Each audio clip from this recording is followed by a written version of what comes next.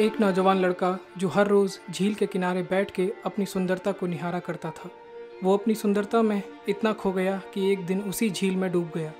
जिस जगह पर वो डूबा उस जगह पर एक फूल निकला जिसे हम नार्सिसस कहते हैं। लेजेंड ऑफ नार्सिसस की ओरिजिनल कहानी इसी तरह ख़त्म होती है, पर एक लेखक ने एक कहानी में कुछ और हिस्सा जोड़ा।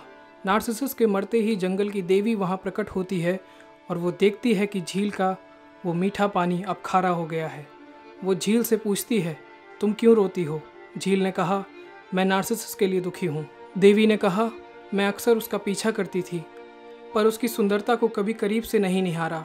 झील ने कहा, क्या नार्सिसस सुंदर था? देवी आश्चर्य में पड़ गई। झील से बोली, तुमसे बेहतर ये बात कौन जान सकता है? तुम्हारे किनारे बैठकर ही तो वो खुद को देखा करता था। झील कुछ पल के लिए शांत हो गई, फिर बोली, मुझे नार्सिसस के लिए दुख है, पर मैंने कभी ध्यान से देखा नहीं कि नार्सिसस सुंदर था। मैं तो दुखी हूँ क्योंकि जब वो मेरे किनारे बैठता था तब मैं उसकी आंखों में अपनी सुंदरता देखती थी। मैं तो खुद को देखती थी। This was the prologue from 1988 book the alchemist by Paulo Coelho. Alchemist के पब्लिश होने से लगभग 50 साल पहले 1937 में स्पेनिश आर्टिस्ट साल्वाडोर डाली ने नार्सिसस की कहानी को कैनवस पर उतारा, लेकिन इस बार डिपिक्शन पूरी तरह से सरियल था।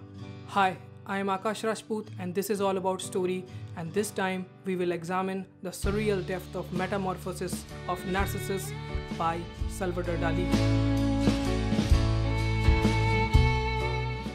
ऐ आईने बता सबसे सुंदर कौन है? मैं हूँ और मैं हूँ। From the beginning of this painting, एक common theme जो खुलकर नजर आती है वो है self love और the self reflection. Metamorphosis of Narcissus is the tale of unspoken love, प्यार जिसे कभी कहा नहीं गया, ईगो, घमंड जो जानलेवा है, सेल्फ रिफ्लेक्शन, अपने भीतर झांकने की कहानी, and the last one the transformation, बदलाव या परिवर्तन। नार्सिसस की कहानी पूरी तरह से मैथोलॉजिकल है, लेकिन उसके सब्जेक्ट, उसका डिपिक्शन, हर एक चीज़ हमारी रियलिटी में झलकती है। कहानी के एक हिस्से की शुरुआत एको से होती है।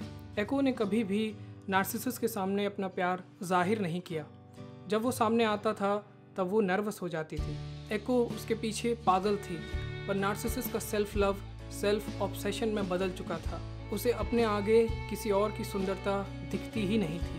कहते हैं कि जंगल के पहाड़ों में एको की आवाज़ अब भी आती है, और जब भी कोई रोता हुआ वहाँ से गुजरता है तब वो उसे आवाज़ देती है। आप अगर गौर से देखेंगे तो पहाड़ की शेप में एक वुमेन फिगर नज़र आएगा। कहानी में एको किसी को दिखती नहीं है, बस उसकी आवाज़ आती है जो नार्सिसस को ढूंढती रहती है। सिमिलर सब्जेक्ट पर दूसरी पेंटिंग्स में एको को पेंट किया गया है, लेकिन मेटामॉर्फोसिस ऑफ नार्सिसस में एको हमें डायरेक्टली नज़र नहीं आती।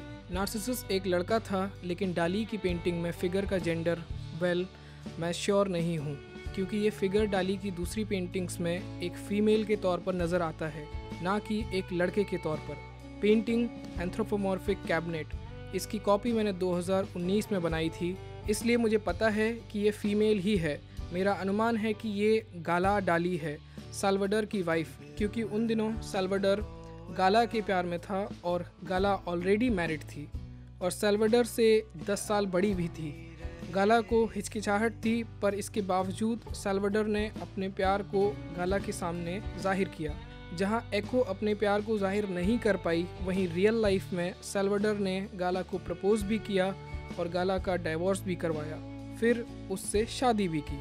एको इस पेंटिंग में फिजिकली प्रेजेंट नहीं है, लेकिन फिगर्स का बार बार रिपीट होना रिवर्ब क्रिएट करता है, या दूसरे शब्दों में एको को क्रिएट करता है। नार्सिसस का एक और फिगर पहाड़ के पीछे है, जिसका थोड़ा सा हिस्सा हमें नजर आ रहा है। बैकग्राउंड में काफ़ी सारी स्त्रियां हैं, कुछ रो रही हैं कि उनका लाइफ लॉन्ग क्रश था, उसकी ऐसी दशा हो गई है, पर कुछ बहुत खुश हैं कि जिस सुंदरता पर ये घमंड करता था, इतना इतराया करता था, आखिर वो ख़त्म हो गई। जब आप अपने आप को इस दुनिया का मेन कैरेक्टर मानते हैं और बाकी सारे लोगों को एक सपोर्टिंग कास्ट, तब ये प्रोटैगनिस्ट सिंड्रोम कहलाता है। जब मैं कहता हूँ कि मैं हूँ, that means I have the self awareness, मेरा वजूद है, ये बात मुझे पता है। लेकिन जब मैं कहता हूँ कि सिर्फ मैं हूँ, तब ये मेरा ईगो है। अगर मैं पेंटिंग को बीच से कट कर देता हूँ और दोनों को सुपर इम्पोज कर देता हूँ तो हमें मिलता है कि दोनों फिगर्स एक दूसरे में मर्ज हो जाते हैं। हम इसे स्टीरियोस्कोपिक इमेजरी कहते हैं। लड़के के शरीर का निचला धड़ झील के अंदर है और मोर स्पेसिफिकली उसका हाथ, और इस पूरी बॉडी की जो मिरर इमेज है वो एक हाथ ही है। एक बॉडी झील में डिसअपियर हो रही है, वहीं दूसरी अपीयर हो रही है। It's a phase of transformation.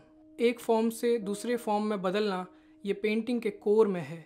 हम शीशे में खुद को देखते हैं कि 4 साल पहले मैं ऐसा दिखता था, आज मैं कैसा दिखता हूँ। बट ये बहुत बेसिक लेवल है, पर एक ह्यूमन से एक फ्लावर में बदलना ये एक नायाब उदाहरण है। जहाँ पर नार्सिसिस फ्रीज होता है, वहीं उसके रिफ्लेक्शन में एक दूसरा नार्सिसिस पैदा होता है।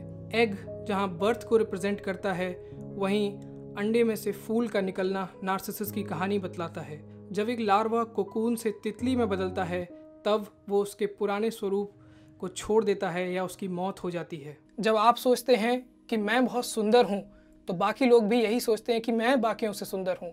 बट जब आप इस चीज़ को सरेंडर कर देते हैं, इस आइडिया को सरेंडर कर देते हैं कि मैं बाकियों की जैसा ही हूँ, तब आपके ईगो की डेथ होती है।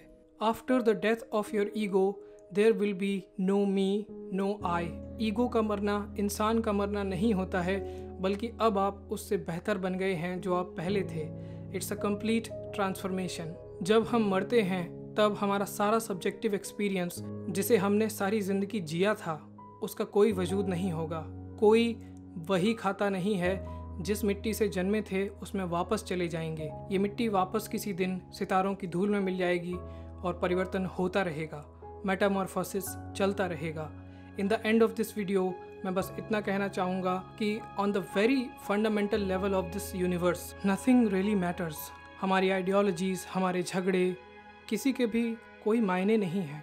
हम बस उस बदलाव के बहाव में कहीं बीच में हैं। सो किसी से उधार लिया है तो चुका दो, झगड़ा किया है तो माफ़ी मांग लो, कोई परेशान किया हो तो सुताई कर दो, किसी से प्यार करते हो तो बता दो। ज़िंदगी इतनी ही है और ऐसी ही है, ना इससे बेहतर थी और ना इससे बेहतर हो सकती है।